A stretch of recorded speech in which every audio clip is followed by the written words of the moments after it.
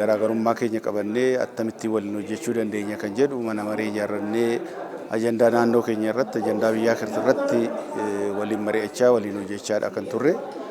Bara kana immoo filannoo waan gaggeeffamuuf filannoo keessatti gaheen paartilee maal ta'uu qaba kan jedhu qophii karoora irraa kaasee hubannoo uumuudhaanis walqabatee hayyoonni barreeffama dhiyeessanii humna mana maree kana akka cimsan gochuu keessatti qophii babal'aadha gochaa kan turre.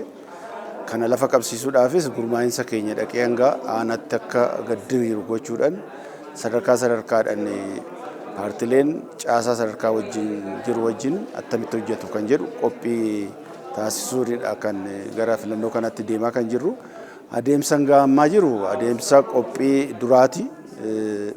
Qophii duraa keessatti karaa paartileetis hojiin hojjetamuu qabu sagantaa ofii beeksifachuudhaaf kaadhimamaa uummatatti dhiyeeffatanii itti filataman kaadhimamaa qopheessuudhaan qophiilee adda addaa babal'aadha taasifamaa kan ture.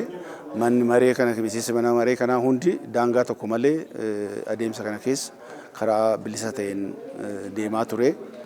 Rakkoon darbee nu qunnamus hoo jiraate mariidhaan akka hiikamu gochuudhaan kaadhimamaa keenya galmeessifannee dabalataanis uummanni filachuudhaaf galmee xumuree adeemsa xumuraarra sagalee kennuudhaaf yeroo guyyaa muraasa waan hafuuf adeemsa ammaa ture maal ture kan jedhu maaliif guyyoota afran kana keessatti wanti sirraa hoo jiraate maal keessa dabarree maal hojjennee maaltu nu hanqata kan jedhu dhaabbannee ilaallee guyyoota kurnan hafan kana keessatti immoo wanta nu hanqatu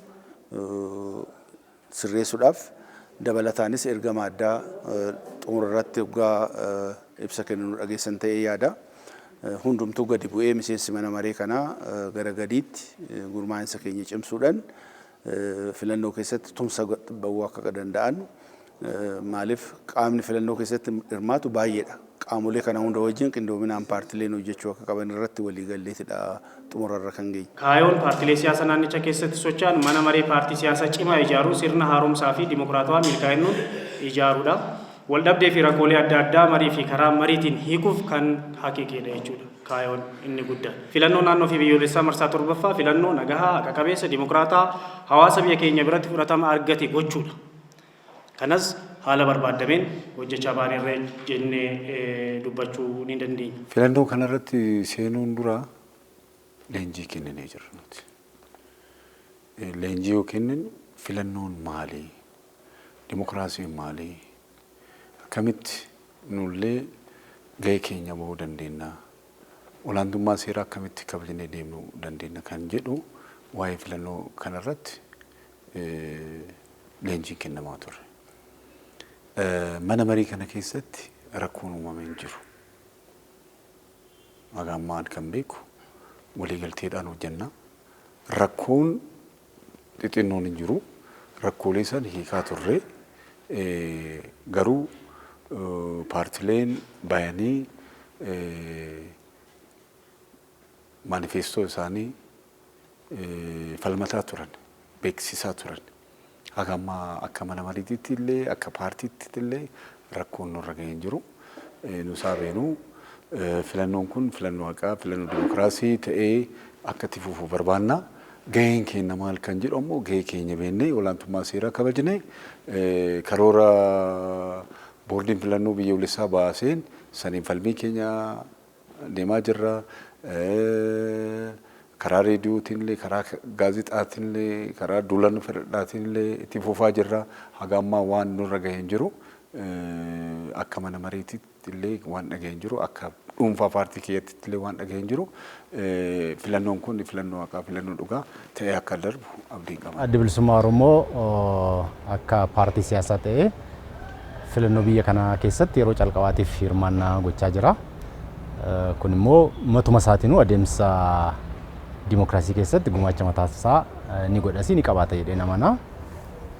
Manni maree paartilee siyaasaa kunis immoo adeemsa filannoo kana haga danda'ametti aanjessuuf hojii bal'aa hojjechaa jira. Keessattuu rakkoolee hedduu lafarratti nu mudatan hanga galmee namaa danquurraa kaasee namoota hidhuurraa kaasee waan adda addaa nu mudatan karaa mana maree waloo kana haasofnee wantoota furmaatatti kennaa deemaa jirra.